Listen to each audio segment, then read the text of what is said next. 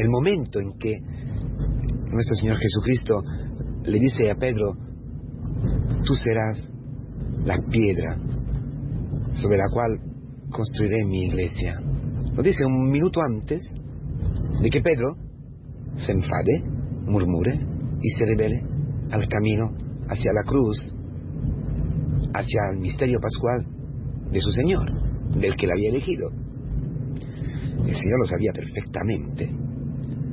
El Señor sabía que Pedro lo hubiera traicionado. El Señor llama a Pedro Satanás. Tú piensas según el mundo, según los hombres, pero lo ha elegido. Pero le ha dicho que será la piedra, la cátedra, que preside la caridad, que enseña a toda la iglesia y a todo el mundo, enseña, indica, instruye, testimonia, anuncia a Cristo Jesús. Un traidor, un apóstata, mezquino si quieres, el más cerca de Cristo que, frente a la muerte, escapa. Pedro no se conocía. Pedro pensaba de ir con el Señor hasta la muerte. Era un discípulo de un rabí, y un discípulo normalmente condividía la suerte de su rabino, de su rabí. Pedro, que amaba a Cristo, que quería amar a Cristo, no se conocía. Para que la profecía, para que la elección llegue a ti y a mí, necesitamos muchísimo camino, bajando cada día a nuestra realidad, el camino de la humildad, y es la cruz. Es el lugar donde Pedro conoce a Cristo. Cuando hemos escuchado catequesis, cuando la Iglesia nos ha anunciado el Evangelio, y cuando nos anuncia el Evangelio, cuando en este momento mismo nos está anunciando el Evangelio, la Iglesia sabe perfectamente lo que tú eres, lo que yo soy. Cuando la Iglesia acoge a una vocación, al presbiterado, o si quiere, cuando la Iglesia, por medio de su ministro, preside a un matrimonio y certifica esta unión bendecida por Dios, sabe perfectamente la debilidad de estos dos esposos, de este candidato al presbiterado o al obispado o cualquier otro ministerio en la Iglesia. En aquel matrimonio también el padre que será este esposo, la madre que será esta esposa. Lo que pertenece a nosotros es lo que estamos viviendo en este tiempo, es la conversión. Necesitamos un tiempo largo, un camino largo de conversión. Por eso la vida matrimonial es una vida de conversión, es un camino en el camino. La vida presbiteral es un camino en el camino. La vida de un padre, de una madre, de una monja, de un catequista, la vida de una familia, la vida de un abuelo, de una abuela, la vida de una persona anciana, enferma, la vida de una persona soltera que vive soltera y punto, por la historia, por lo que sea, es un camino en el camino, un camino de conversión diario para bajar.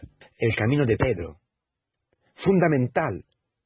Pedro ha tenido que experimentar lo que había en su corazón para entender perfectamente lo que el Señor le había dicho. Dichoso Pedro, o mejor, dichoso Simón, Bar Yoná, hijo de Joná, porque ni la carne ni la sangre te lo han revelado, a mi Dios, a mi Padre, que está en el cielo. Porque Pedro, por inspiración divina, por una gracia especial del cielo, por la elección que pesaba sobre él, ha dicho: tú eres el Hijo del Dios vivo, el Mesías. Pedro tenía que experimentar que no había sido la carne y la sangre. La carne y la sangre lo había llevado a traicionar, a apostatar, a pecar, porque había sido engendrado en el pecado. Pero justo allí, con estas lágrimas que empezaron a caerle, se estaba preparando al encuentro decisivo, fundamental, a las orillas del mar de Galilea, cuando Jesús, a este Pedro que había traicionado, que había apostatado, se acerca y le pregunta: ¿me amas tú, Señor? Tú sabes, me amas tú. Señor, tú lo sabes que te quiero. Me amas tú 3 veces. Las 3 veces que has traicionado a Cristo. Entonces Pedro, en aquel momento, declara su cátedra. Declaro el amor que Dios le ha tenido. El amor infinito que le ha tenido Cristo. Ella se abandona totalmente. Ya entiende que lo que había dicho era un don, era una gracia, que había prevenido, había acompañado y había acogido, estaba acogiendo en aquel momento su vida, su pobreza, su debilidad. Tú sabes todo, Señor. Ella no dice nada. Tú sabes, Señor, tú sabes quién soy. Allí, al fondo de sí mismo, ha encontrado el amor. El mismo amor que le había confiado quién era el Señor. Allí lo conoce.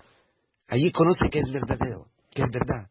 Que aquel que había contribuido con su traicionamiento a crucificar, aquello era el Hijo del Dios vivo. Porque era vivo. Porque su traición, su pecado, no había logrado dejarlo en la muerte. Lo había crucificado, mas no lo había dejado en la muerte. No había tenido el poder. Su pecado no había tenido el poder de sepultar eternamente al Hijo del Dios vivo. Entonces ha entendido que quiere decir pensar como los hombres y pensar como Dios. Pensar el pensamiento celestial del cielo. Ahora el Señor le puede decir, apacienta mis ovejas. Cuando eras joven, cuando pensabas según el mundo, cuando no te conocías, ibas donde te daba la gana. Pero ahora que eres anciano, ahora que eres maduro en la fe, ahora que has conocido al amor de Dios, ahora que has experimentado su perdón, ahora otro te cogerá, otro te ciñará y te llevará donde tu carne, no querrá ir. Así lo dice, para indicar y profetizar con qué muerte Pedro hubiera dado gloria a Dios. La cruz. La misma cruz de su maestro. Maestro en el maestro. Un apóstol crucificado, entrando cada día donde la carne no quiere, en esta relación, en esta humillación, en esta dificultad, en esta enfermedad, crucificados para enseñar al mundo que existe el cielo, que Cristo ha perdonado todos los pecados.